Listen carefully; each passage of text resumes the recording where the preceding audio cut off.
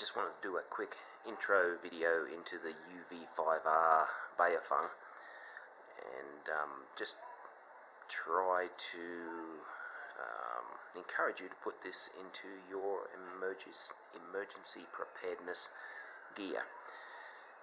And I'm not going to spend too much time telling you how to program it or do all the other stuff that you can do on this thing. There is plenty of guys way more experienced in it than me, giving you some good advice on YouTube. So whatever you need to do, you can go and look it up there. But so I just want to really just touch on why I think you should have this already, and if you haven't, then get yourself one. So this is a dual band, two-way radio. It just off the top of my head, it's working off 2 meter and 4 meter, and it also can receive on the FM broadcast band.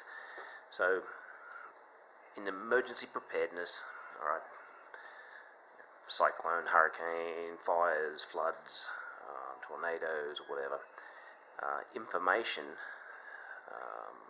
is very, very important. Knowing what the weather's going to do, or what's happening in the world, all those things. That bit of information is very important, and a simple, inexpensive radio can be, the most important thing in your life, literally. So this UV-5R, not only does it do 2 meter and 70 centimeter band on the ham radio, it's got a lot of other handy features, and any one of those is worth the cost of the radio as far as I'm concerned. So let's start with the real most basic of stuff. Okay, I'm not going to turn the volume up because we've actually got some ham radio operators talking right now, and that's what that green light is. It's actually in receive mode. In fact, I'll probably just change channels. There we go. So first off, this little $25, $35 radio has a nice little built-in flashlight, which I use a lot. It's got a strobe. Right, so you're stuck in the bush, and you're trying to have people find you and rescue you. The ability to turn on a strobe or have a nice flashlight that you can see for literally miles at night time is going to be a big help to helping you be found. And it's got that built in there. It's also got, and I'm going to turn up the volume now. Okay, broadcast band FM. I wish it had AM. But FM's good enough. So right now I'm on a talk radio station, local talk radio. But here you are. You've got news, and you have weather. In the form of your local FM radio station. So you've got information coming in there. Now I'll turn that off.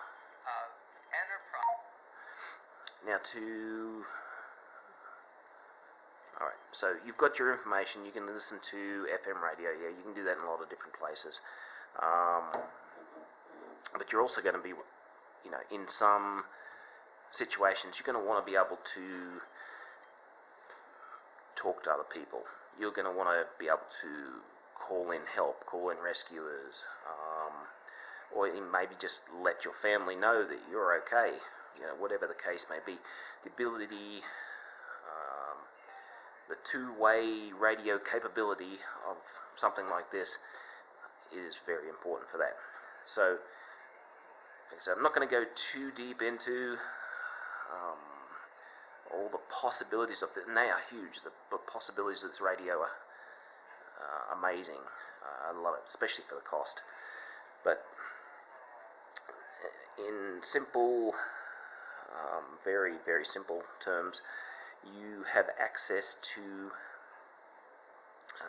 ham radio operations on the 2 meter and 70 centimeter, and possibly others. I'm not sure about that, but at least those two. And what that means is that there's a lot of ham radio operators, amateur radio operators around the country, around the world, and you can, get a $25-$35 unit, and not only can you be listening in, you can, in an emergency, talk to them. Now, you can talk to them. You get your ham radio license, and you can talk to them. You can become part of the nets, and I would strongly recommend that. But if you don't want to go to the trouble, at the very least, you have the capability in an emergency to listen in and talk to these guys, and they could be your best friend. Now, as well as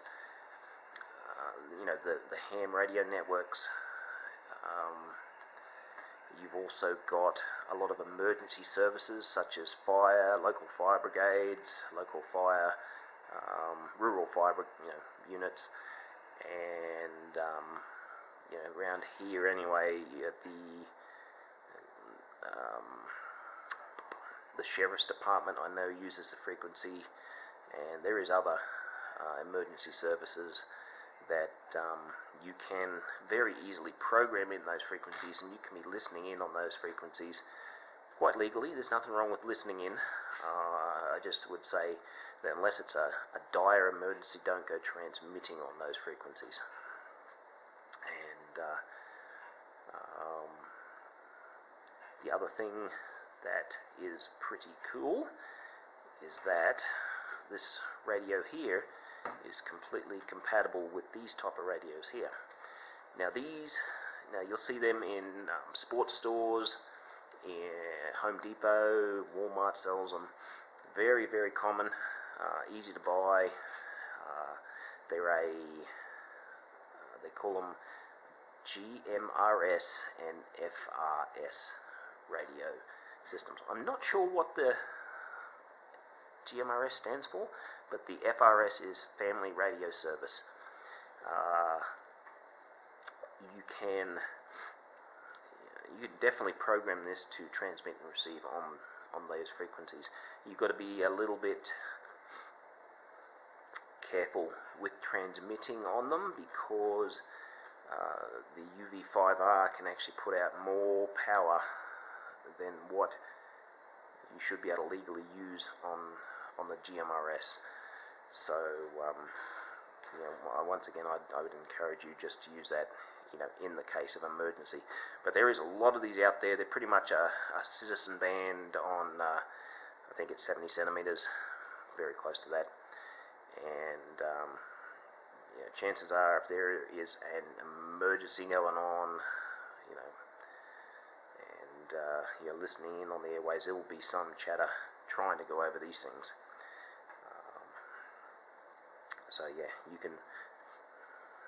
I'd recommend that if you get through and you program up your UV-5R and you get those GMRS and FRS frequencies put in there, even if you don't use them for transmitting, you're still able to monitor, and in case of emergency, you can also transmit. A couple little gadgets that, I should show you this is what came with the UV-5R, was a charge cradle, transformer, and an earpiece, which, it has the earpiece, it also has the microphone and the push-to-talk button built into it, so you can have that in your ear, the radio on your belt, and you can talk, and it's a little, it's pretty handy. I like it. Another thing, so they come with a fairly small, short antenna these, I'm going to say it again, Nagoya NA771, 3 dB or 2.5 dB, depending on what band you're using, and that there makes a huge difference to the functionality of the radio in handheld mode. Very easy to change out. Just a matter of unscrewing the stock standard one, screw that in. Now it's a little bit floppy, but it's very flexible and it does make a huge difference. So another thing that I'd recommend you get one of are these mag mounts.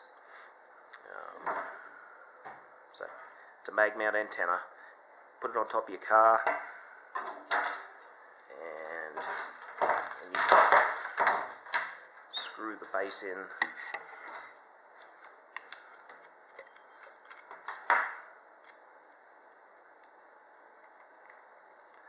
To your radio.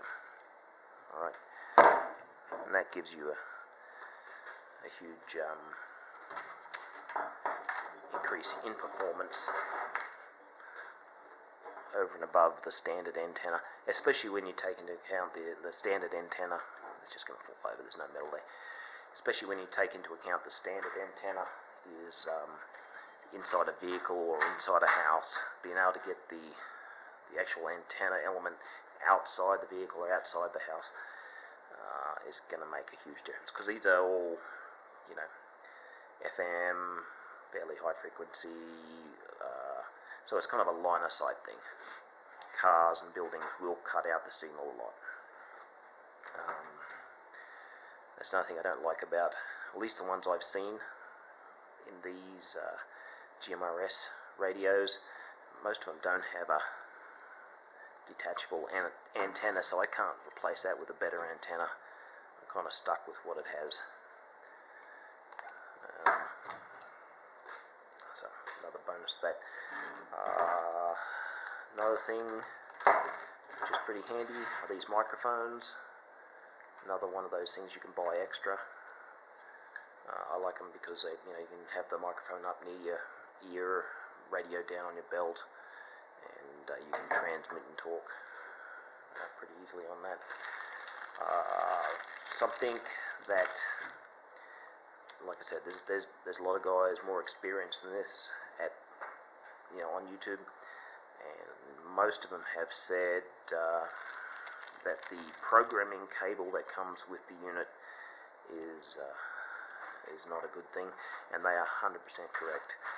I did it one time, I frigged around, and I managed to get the programming cable that came with the unit, I managed to get it actually working and program the radio once with it, but it's got some weird quirk in it, and it's just, I'm not going to go into that too much now. Alright, that caused a lot of trouble. It's a major pain in the butt. Just throw out the cable, throw out the programming disc, and get yourself, download for free the Chirp software, CHIRP. It's a free download, and get yourself a better programming cable. You go through eBay or Amazon, I'm sure it'll say this programming cable works with the Baofeng. It's not the original one, but it works better than the original. And the problem with the original apparently is inside that USB plug area there's a computer chip which for some reason it does weird stuff, and you have to update your computer with a proper driver for it, and anyway, it's a major pain in the butt. Throw that out, get yourself another one, and you will be happy. Trust me on that. And another thing I recommend as using your Baofeng as an emergency radio, get yourself a vehicle charge adapter. I had a look on eBay and they were like $5. So, and there's another one which, instead of just the charge adapter, which plugs into the original charge cradle, there's actually one where you can replace the battery completely. So you just pull off this battery, it's called a battery eliminator, and put the other one on, and you can run this radio directly off your car cigarette lighter. So I think that is all I wanted to say about that. Like I said, this is just a quick video just to encourage people to look into these for their emergency preparedness. A lot of the stuff that's said on the internet about them is that they're difficult to program, and using that chirp software and get a decent programming cable, it's pretty easy to program. You try to program through the keypad, which is entirely possible, but yeah, that was a little bit difficult. So I keep it to very basic programming when it comes to just doing it on the radio. For example, you've got your frequency mode, and that's, when you've programmed in all your you've got your channel mode. When you've programmed in all your frequencies, alright, you can go to channel mode and you can just change the channel. 1, 2, 1, 3, 1, 4. Alright, so right now it's just reading out 1, 4, the channel 1, 3, 1, 2, 1, 1, 1, 0, which is actually pretty handy. 9. Alright, so I've got all the local repeaters in, and I've got the GMRS in, and I've got some local business radios in that I work with. In case I'm out in their area of operations, if I need to, I can actually get on to them. So that's kind of what I got in there. And so that's your channel mode, and then you have also your frequency mode. Now in frequency mode, you can actually just dial in whatever the frequency is. You can really easily dial in the frequency. So I'm going to go 1, 4, 7, 2, 1, 0. Alright, so I've immediately just put in one of the local repeaters. Now, in frequency mode, just doing that there, I have not saved in any of the tones required by the repeater or required by tone squelch. So I can listen in, but if I try to transmit right now, it's not actually going to open up the repeater. But I can definitely listen in just by dialing it in like that. And in an emergency, I can transmit on that frequency, and there's a good chance someone's going to end up picking it up. Yeah, so highly recommend. It's got a lot of uses. The battery stays, I think in standby mode 24 hours. When I'm listening to the radio, depending on the volume, I guess 5 to 8 hours. And I carry one of these with me everywhere.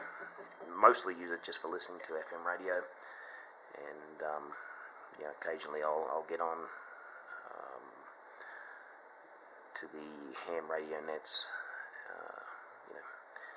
talking on those. So, yeah.